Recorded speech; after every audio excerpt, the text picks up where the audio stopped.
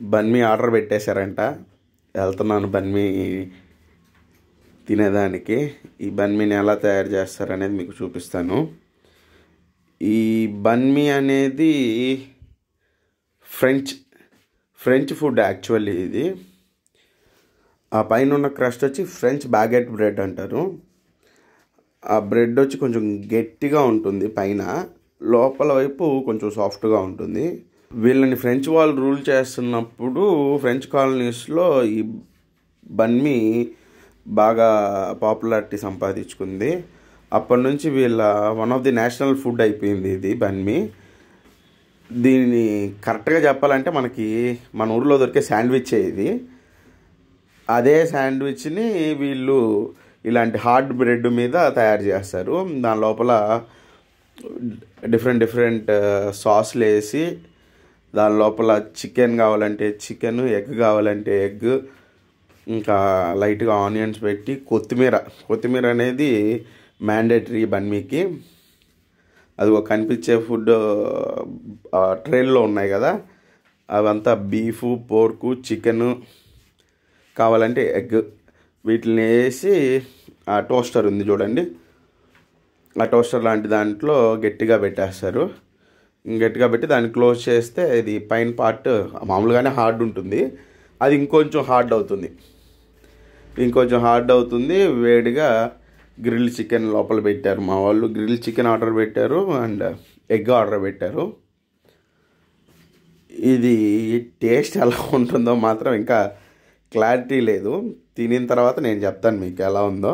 ఒక్కొక్క బన్మీ కాస్ట్ యావరేజ్గా 30,000 దాంగ్స్ నుంచి ఉంది. 30, 35, 40 అంటే 100 రూపాయల నుంచి 150 రూపాయల లోపలే ఉంటుంది. ఇక్కడ కొత్తగా ఈరోజే వచ్చాం కాబట్టి 30,000, 40,000 దాంగ్స్ అనేవి వినడానికి వెరైటీగా ఉన్నాయి. జీర్ణించుకోవడానికి కష్టంగా ఉంది, అంత పెట్టాలా అని. ఫైనల్లీ నా బన్మీ నా చేతికి వచ్చింది. Grilled chicken బన్మీ. టేస్ట్ పెద్ద గొప్పగా ఏమనిపించలేదు నాకైతే. అంటే మీకు నిజమైన ఫ్యాక్టరీలు చెప్పాలి కాబట్టి చెప్పేస్తున్నాను. అంటే ఏం బాగా తయారు చేయలేదో లేకపోతే మామూలుగానే బన్మీ అలా ఉంటుందో చూడాలి. ఇంకా మనం 10 రోజులు ఉంటాం కాబట్టి ఇక్కడే, ఇంకా వేరే దగ్గర బన్మీలు ట్రై చేస్తాను. ఇదిగోండి మా హెలాంగ్ బేకి ఆల్మోస్ట్ రీచ్ అయిపోతున్నాము. This is a port city. ఆ పోర్ట్ సిటీని బాగా డెవలప్ చేశారు. ఇక్కడ నేను గమనించిన ఇంకో గొప్ప విషయం ఏంటంటే, చెట్లని పడిపోనీయకుండా చుట్టూ 3 వైపుల నుంచి కర్రలు కట్టారు. ఆ చెట్టు మొదలకి గట్టిగా సపోర్ట్ ఇవ్వడం కోసం. అది పోర్ట్ సిటీ కదా, ఇక్కడ తుఫాన్లు, గాలులు విపరీతంగా ఉంటాయి. వాటి ఎఫెక్ట్ ఈ చెట్లన్నీ ఎక్కువగా పడిపోతూ ఉండొచ్చు. అందుకోసమే వీళ్ళు ఆల్మోస్ట్ ఆ ట్రైపాడ్ స్టాండ్ లాగా తయారు చేశారు ఒక్కో చెట్టుని. ఆ ట్రైపాడ్ స్టాండ్ లేని చెట్టు అయితే నేను చూడలేదు 90%. ప్రతి చెట్టుకి చెక్కలతో సపోర్ట్ అయితే పెట్టారు నీట్గా. అదిగోండి మనకు కనిపిస్తుంది కదా సముద్రం. ఆ సముద్రం దగ్గరికే మనం వెళ్తూ ఉన్నాము. ఇంకా కొంతసేపట్లో మనం పోర్టుకి చేరుకుంటాము. ఈ బిల్డింగ్స్ అన్నీ కన్స్ట్రక్ట్ చేశారు. హెవీ కన్స్ట్రక్షన్స్ ఉన్నాయి ఇక్కడ. అంతా ఇన్ఫ్రాస్ట్రక్చర్ మీద హెవీగా డబ్బులు ఇన్వెస్ట్ చేస్తున్నారు వీళ్ళు.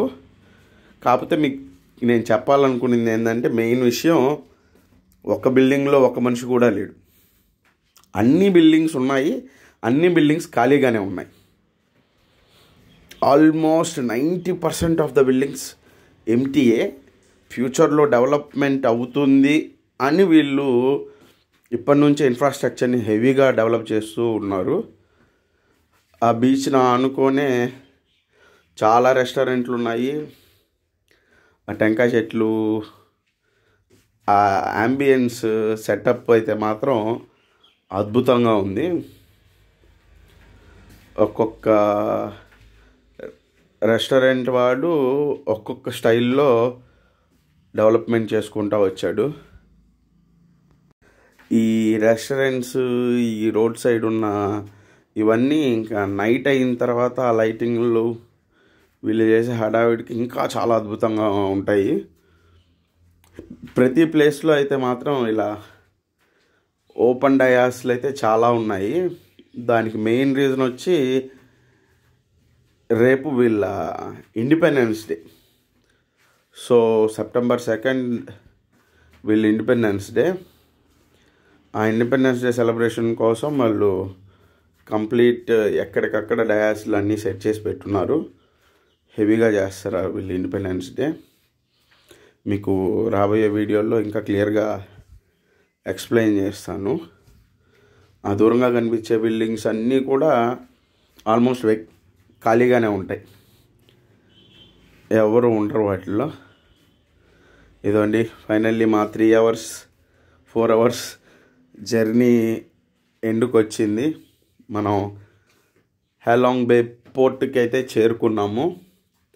ఇది హ్యాలాంగ్ బే పోర్ట్ ముందు ఫ్రంట్ వ్యూ. అదొకటి మా వెహికల్ మా లగేజ్లు అన్నీ దించేసుకొని ఈ హ్యాలాంగ్ బే పోర్ట్ లోపలికి వెళ్తున్నాము. మా క్రూజ్ ట్రిప్పింగ్ ఎలా జరిగిందో మీకు నెక్స్ట్ వీడియోలో క్లియర్గా ఎక్స్ప్లెయిన్ చేస్తాను. Thank you. Please like, share and subscribe.